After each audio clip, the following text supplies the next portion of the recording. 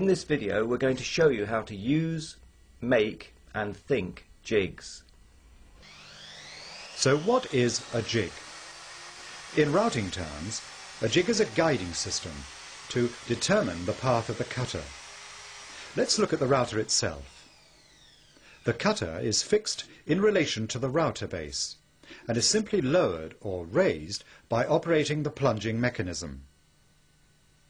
If you operate the router freehand, you have a jigged device, and in this case it is you who determines the path of the cutter. Such a method is used for freehand lettering, for example. The tabletop is a visual illusion. Instead of making an intricate latticework of cross-halving joints and then insetting the squares, I simply started by gluing squares onto a baseboard, not worrying too much about how accurately they matched up. Then I routed a series of parallel grooves along the centre lines using a batten guide.